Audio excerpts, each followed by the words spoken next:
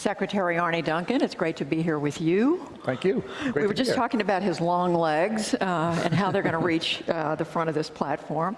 I'm delighted to be here, and I want to just start with something that you unveiled just yesterday, a proposal to redirect the money that's being spent today to incarcerate half the people who are convicted of nonviolent crimes and put it instead into paying teachers who are working in the highest need schools in the toughest communities. You said you want to tackle, you call it the school to prison pipeline, and we've heard you talk about this before, but how would this work? So I think no one can defend the current status quo. No one can say that mass incarceration has worked, has made us safer, has worked economically. And if we took, as you said, if we just took 50% of nonviolent offenders, instead of locking them up at $40,000, $50,000, $60,000, $70,000 a year, found other paths for them, if we took the 20% of schools around the nation in the poorest communities with the highest poverty rates, we could take every teacher in those schools and give them a 50% raise. And we should pay all teachers more. This for me is a starting point, but great teachers make a huge difference in students' lives. There's all kinds of data, not just the academic learning, but great teachers lead to less teenage pregnancy, lead to more college going rates. And if we actually want to stop locking folks up, if we could attract and retain great teachers in our poorest communities, that would be life transforming. And we can't talk about this without talking about race and class. The disproportionate number of men of color who are locked up, who don't have educational opportunity. If we want to have strong families and strong communities, we have to give them a chance at the front end, and that's what this is about. So what would you do differently in the way you treat young nonviolent offenders? Where would you give them a break? What would you do differently? Well, again, I think there's all kinds of paths to help them other than locking them up for, again, $50,000, $60,000, $70,000 per person. And you have to give them second chances, you have to give them drug treatment, you got to give them training programs.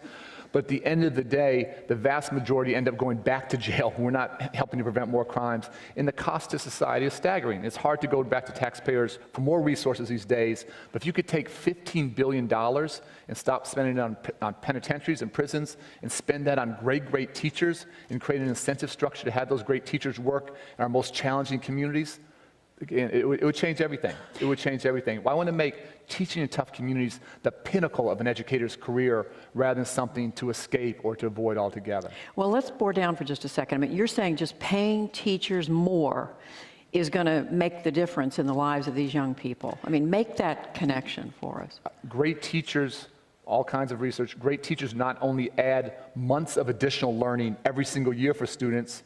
One great teacher, Raj Chetty's work out of Harvard University, longitudinal studies, one great teacher increases the lifetime earnings of a class of students by more than $250,000. One great teacher reduces teenage pregnancy. One great teacher increases college going rates. And far too often in our nation, the children in the communities who need the best get the least. And I want to reverse that. I want to make sure the children in the communities who need the best educators get the best. And if we do that, their life trajectory will be radically different, and long-term, we'll be locking up many fewer young people, and very specifically, young men of color. But just quickly, you would have to couple this, wouldn't you have to couple this with other reforms as well, outside education? Oh yes, there's a million other things we have to do to reduce poverty and increase health care and housing and work in integration, but I want to make a massive play.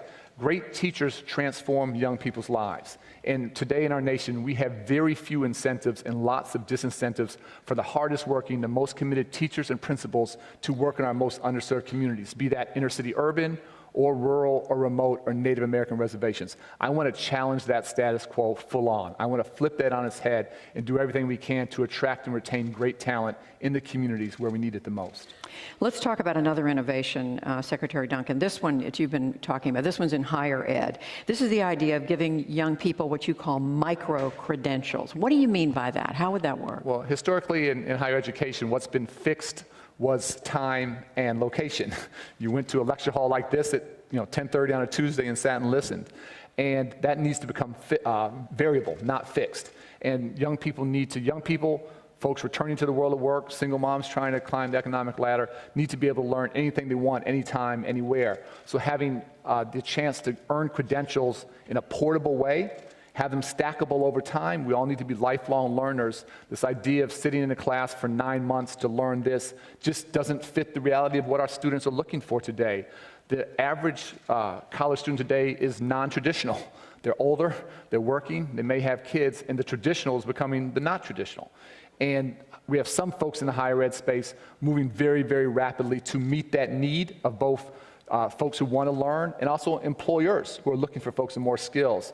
But we're doing a lot to try and accelerate that pace of change through what we call experimental sites and investing in places that are moving to shorter term credentials and helping folks climb that academic ladder more rapidly. Give us an example. What's a specific example of what a micro credential would be? So if you can learn to code in 3 months or 5 months or 6 months and go from basically not having a job to making $50,000, $60,000 a year, we should be able to incentivize folks to offer those kinds of opportunities. And how is that different from what we used to call vocational ed?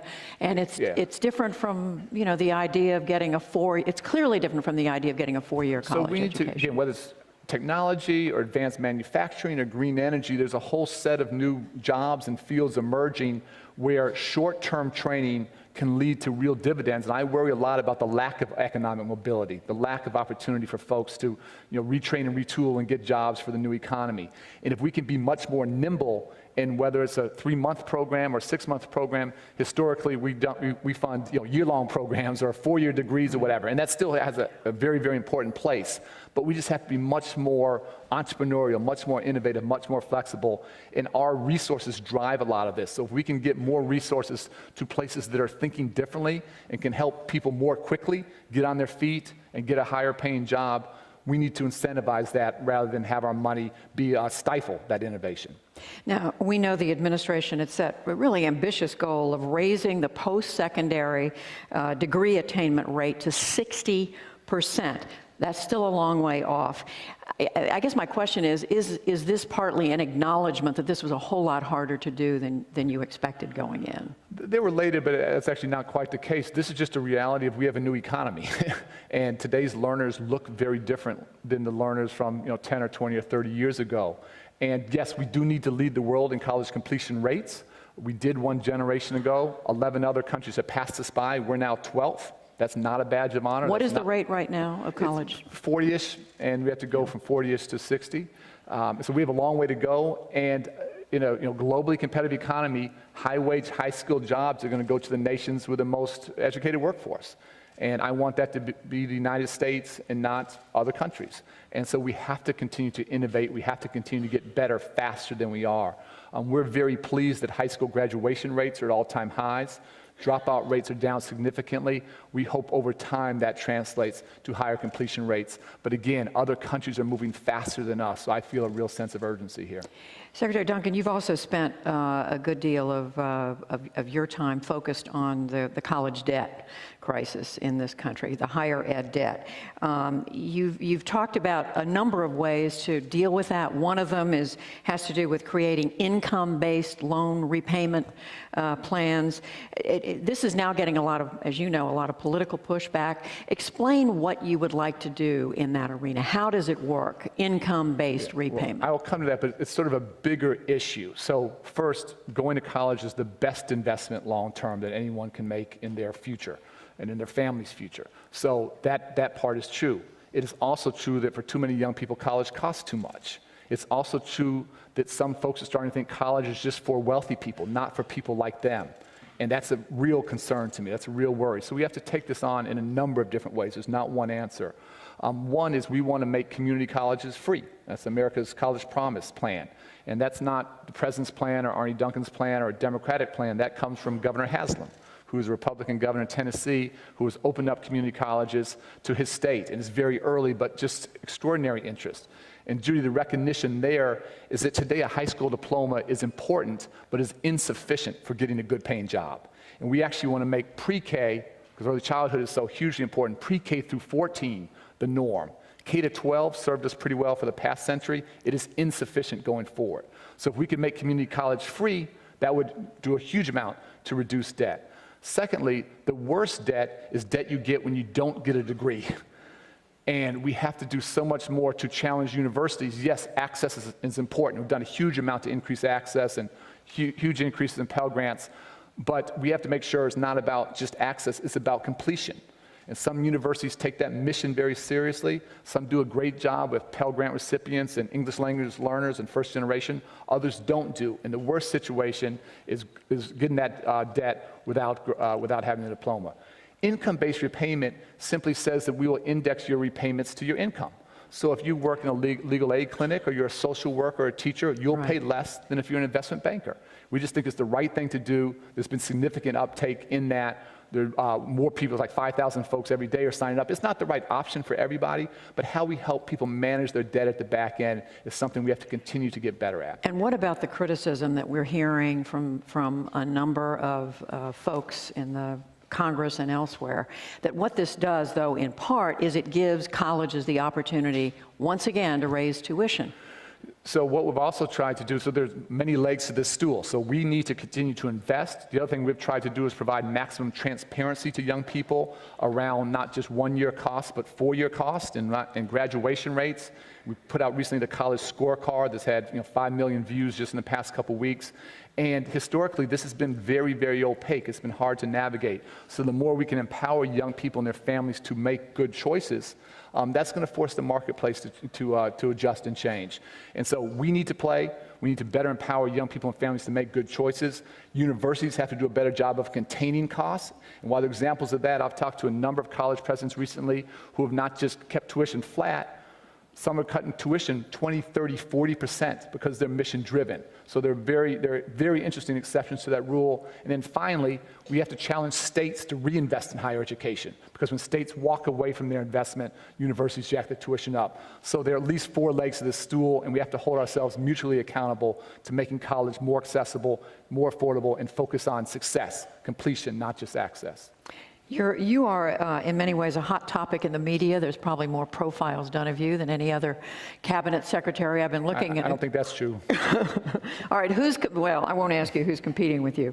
But some of the recent profiles that have been out there point out that the manner in which the Obama administration K12 reforms were carried out, in part incentivizing states to adopt changes that did not already have broad popular support on the ground. For example, tying teacher evaluations to test scores, has led to a lot of political pushback. And the question that's now out there is so the reforms are being delayed, some of them are even being challenged in court.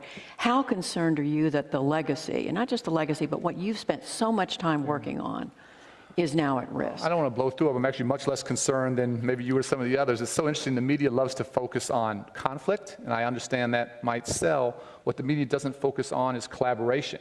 If you sort of step back and look, what you've seen is north of 40 states raise standards, Republican and Democrat across the board, because historically, many states dummied down standards K-12 to make politicians look good and told kids they were ready to go on to college when they weren't even close.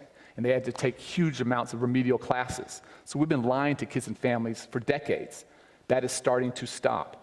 Many states are starting to think about ways to reward and incentivize and spotlight great teachers. And test scores can be a small part of this. Test scores tell you some things, they don't tell you others. I'm actually not that concerned there. But we want to highlight great teachers. Great teachers transform young people's lives. We need to reward that. We need to incentivize that. We need to pay them more. We need to give them more leadership opportunities. And anyone who wants to treat all teachers as the same, I think, devalues the extraordinary work they do, and frankly demeans the profession.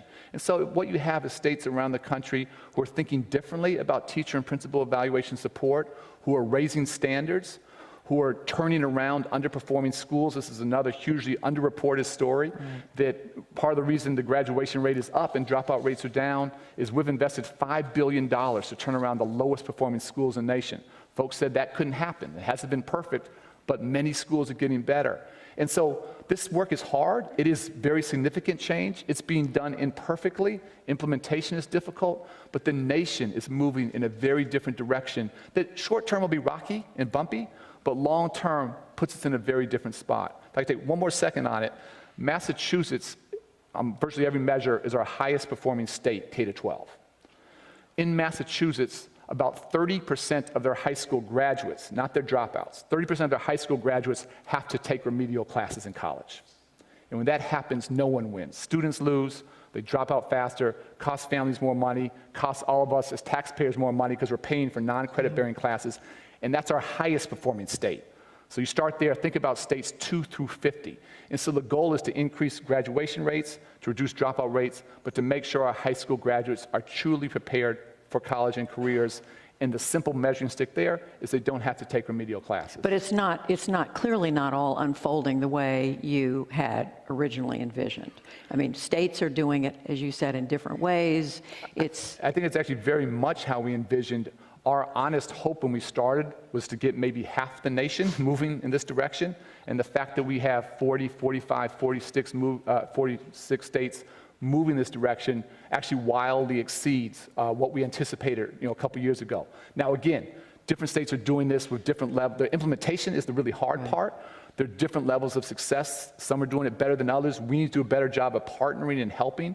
But this change is very, very difficult and will be difficult for the next year or two, or three. Will be rocky, but I think long term, these are all long, 10, 20-year plays.